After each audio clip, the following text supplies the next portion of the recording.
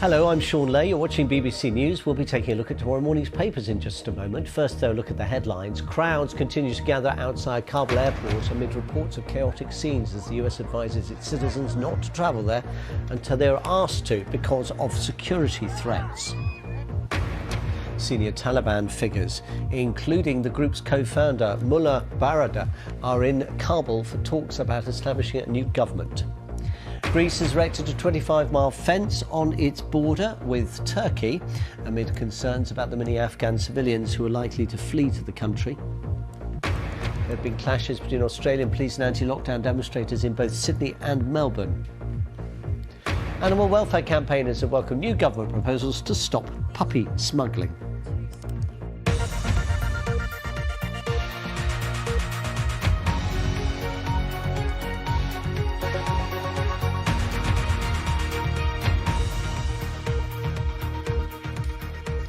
Hello and welcome to our look ahead to what the papers will be bringing us tomorrow morning. Joining me this evening, the social commentator Joanna Jarju and the Whitehall editor of the Financial Times, Sebastian Payne. We'll hear from them in just a few moments. First, let me bring you up to date with some of Sunday's front pages. And the Independent reports on the deaths of 4 women in a crush at Kabul airport as crowds continue to gather in an attempt to be evacuated. The Observer leads on warnings from the UN that there could be widespread hunger and homelessness, as well as economic collapse unless aid agreements are made. The Sunday Telegraph's front page story looks at criticism from former Prime Minister Tony Blair, who originally sent British troops into Afghanistan 20 years ago. He says the UK has a moral obligation to stay until everyone who needs to leave the country has been evacuated. The Mirror also features those comments from Mr Blair, who added President Biden's withdrawal from the country was imbecilic. Meanwhile, the Sunday Express features comments from the Armed Forces Minister, who says British veterans who served in Afghanistan should be proud of what they have accomplished despite the situation in Kabul. Well, let's kick off straight away, and let's start, if we can, with a Telegraph. Joanna, do you want to kick us off tonight? Blair slams Biden's imbecilic retreat. Yeah, so Tony Blair has broken silence about the withdrawal from Afghanistan by US troops, which obviously there's been a lot of criticism about that with the hastiness, I would say, with the way that Biden has withdrawn. In a way, I think for most people who even look at the headline to know that Tony Blair has commented on this, knowing the history with him over 20 years ago, knowing that he was the one who actually took us into Afghanistan, I think there'll be mixed feelings about this. It's a bit like, for example, when David Cameron has anything to say with Brexit. Obviously, it's credible comment, but people will feel slightly sensitive to acknowledge anything that Tony Blair wants to say in this regard. I mean, it's justified to say that it was hasty, obviously, to withdraw from Afghanistan. However, I think that Tony Blair himself is putting himself in a standing of quite a lot of criticism as well, and people remembering his legacy with this whole ordeal. Seb, picking up on what Joanna was saying, I mean, Tony Blair has learnt the hard way, as it were, to be judicious in his comments on matters relating to the fight against Islamist terrorism, because, of course, the controversy over whether the Iraq war was started for the wrong reason, all the rest of it. But in terms of Afghanistan, given the political consensus about going in back then, does he have a bit more credibility on this in terms of political voices in today's generation at Westminster? I think he does, Shaun. I think it is very key to remember the difference between the two, that when the Western forces invaded Afghanistan, it was through a NATO alliance. It was a very different situation to Iraq. And I think when you look at why we originally went into Afghanistan, it was to deal with a very specific security threat, which was Al-Qaeda and Osama bin Laden following the 9/11 attacks. So I think it's very important to differentiate those two things, because we've obviously been through the Chilcot inquiry, which will, give us in large detail about all the rights and wrongs of what happened with Iraq. I think the interesting thing about this particular intervention by Tony Blair is that he's been quite silent this week, that his institute has produced many papers on COVID and the things that he's been, involved with the news media over the past year. And everyone's saying, well, when is Blair going to say something? And here is your answer. And you can't fault him for not getting attention with language describing as imbecilic the withdrawal from Afghanistan. And, I think it is worth listening to this, because if you look at what he's saying, it reflects the views of many in Westminster, many MPs, people within Boris Johnson's government. There's some comments on the front of the Sunday Times that reflect that in slightly less diplomatic terms. That I think really that we know from the whole last week that the UK did not want to withdraw, nor did many other NATO allies. We heard from Jens Stoltenberg, the General Secretary of the alliance, about that. But the fact is, our hand was forced by America, that when America does eventually pull out its troops, which we expect to happen within the next week, UK will have no choice, because at that point, the security of Kabul airport cannot be secured. So I think, it's obviously a bit early to maybe play a blame game about who and what went wrong here. But if you compare the tone of the UK, which has been to sort of, try and be as constructive as possible, to President Biden, who's been incredibly robust in his press conferences, I think what Blair says speaks to what many are feeling about the place the US has got to on this issue. Joanna, what did you make of Blair's comments in this article? Called for a tangible demonstration that the West is not in epoch-changing retreat. I mean, with Tony Blair and the comments that he's been making, I think he's been using quite a lot of emotive language, that if he had been in Boris Johnson's position right now, he's obviously in such a comfortable position, having been a former prime minister. And I think that we see that a lot with Theresa May as well, with some of her comments in Prime Minister's questions and in Parliament this week. I think that it's a very comfortable position for him to be in. Whether it's justified or not, obviously, is debatable. But I think that he has built up a reputation now of making comments, in a sense, from the outside of things, without really knowing that, with the assurance, really, that he doesn't have to face any of the repercussions in that sense. Sebastian, one of the things that's on the front of the Telegraph is the very disturbing picture of the young woman with blood running from her mouth who's being held by I think it's American soldiers, in fact, at the airport after the crush there. And we've got the pictures as well of people desperately trying to pick apart, looks like they're trying to pick apart barbed wire, and also stop themselves being crushed against a concrete slab on the front of the Independent. I mean, the fear, presumably, and this sense of powerlessness about this at Whitehall, I guess, that this could all end really, really badly.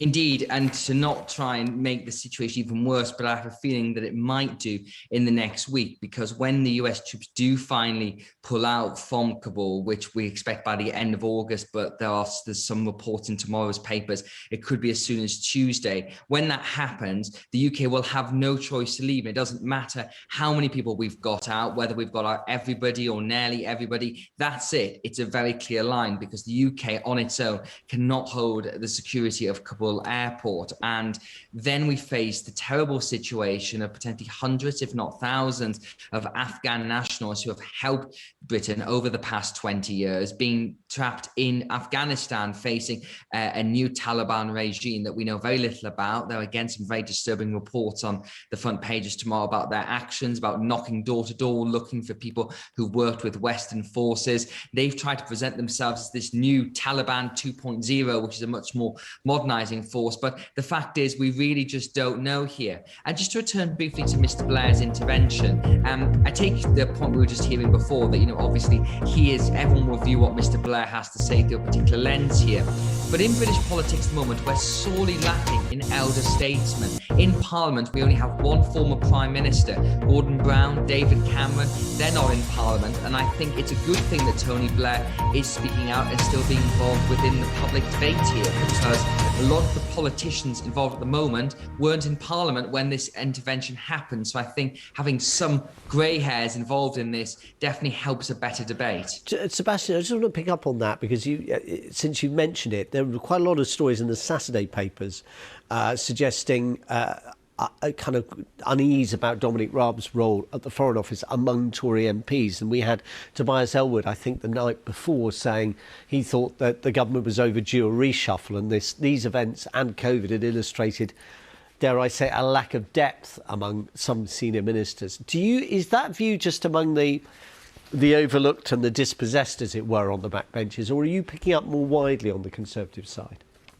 I think nobody can really look at this government and doesn't think it needs a bit of a rejig at the top team. And I think even people within Downing Street, within very senior parts of Whitehall, they all acknowledge that. And I think Boris Johnson in private, he acknowledges that too. But reshuffles are a very messy business. They create enemies, you annoy people. And those are the two things Boris Johnson doesn't like doing. So it's been put off several times. It was talk it might have happened right at the end of July, but Boris Johnson's Sajid Javid and Rishi Sunak were all pinged at that point. There's no way you could do a reshuffle via Zoom. The last thing I've heard about this is that, in fact, it may happen after the COP26 climate summit, because Boris Johnson will need to find a new job for Alok Sharma, a close ally of his and someone the Prime Minister likes, which is quite a long time away. And I do wonder whether the whole kerfuffle about this and this total lack of grip across Whitehall about this crisis will bring that reshuffle forward.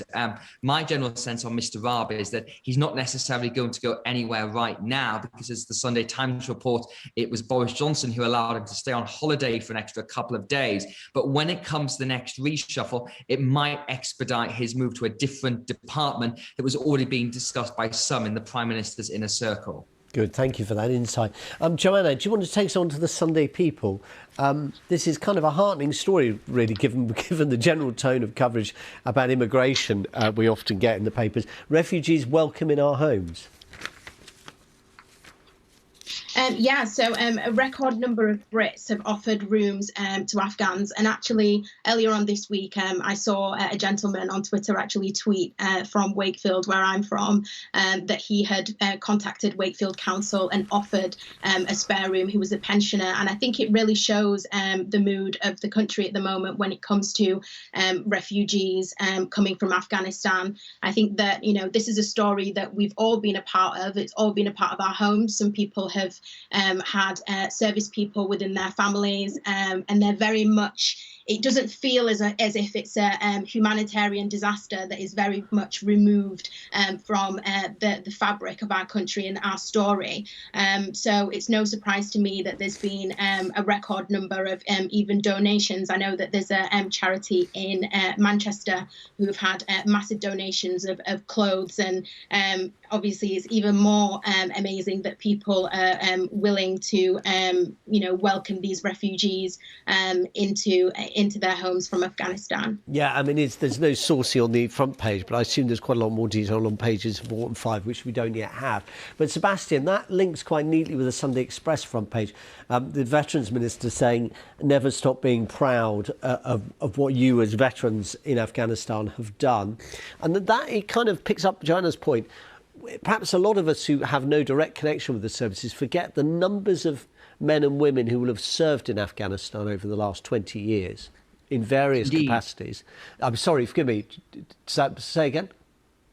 No, I was going to say, yes, no, I agree with you. And I think that there's been a lot of debate this week, and there will be for no doubt many years to come, about whether this was a waste of time, whether, thousands of people have sadly lost their lives, billions of pounds have been spent. And if we're simply going back to a Taliban regime, is there any point to it? And I think when you look at the comments by the Veterans Minister on the front page there, he's saying, look at the gains that were made, particularly in terms of rights and freedoms given to women in Afghanistan that didn't exist before.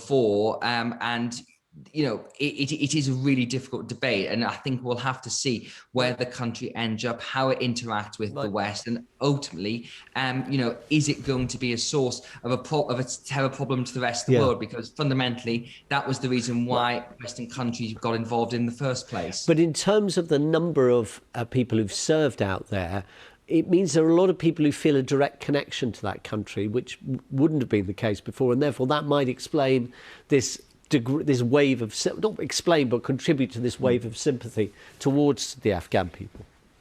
Totally. And I think this was symbolised in the House of Commons this week when you saw several former soldiers who'd served in the conflict, all roughly around the same time in the mid-noughties, with Tom Tugendhat, Dan Jarvis and Johnny Mercer. They spoke with a kind of passion I haven't seen in the House of Commons in over a decade. People who spoke really from their heart about the sites they'd seen, the plight of the Afghan people. And you think of Rory Stewart, the former International Development Secretary, who again, a big figure in British public life, who has a personal connection to that. So I think when you look at this, that is really a symbol of why people feel so sorely about this whole thing and the sad way this has just ended. And maybe President Joe Biden is right that leaving was always going to be difficult. It was always going to be pulling off a plaster from a very sore wound. But when you look at these sites, there's no way you can't feel a big sadness and a big, we have to just hope that it turns out the best for the people of Afghanistan who have been through so much in their lifetimes. Joanna, let's end on the Sunday Times, this wonderful photograph in many ways. I mean, I wonder how many men and women have done that over the last 20 years, British or other international troops. Just pausing and kind of getting a bit of air after another exhausting tour of duty. Yes, I mean, the images from this week from Afghanistan have been both devastating. When we saw earlier in the week, women putting their children over the fence to soldiers, but also there's been some quite heartwarming, if we can even call it that, images from soldiers, just kind of reminding that usually the imagery of soldiers and I guess a war-torn environment is very much distressing, but we've also seen sorry to interrupt you, suddenly they become aid workers, haven't they, and kind of nurses and all the rest of it. Thank you so much, Joanna and Seb. Joanna Ojarju and Sebastian Payne will be back along with me with all the front pages, and we'll have a few more by 11:30. Coming up next, it's Click, and I'll be back at 11.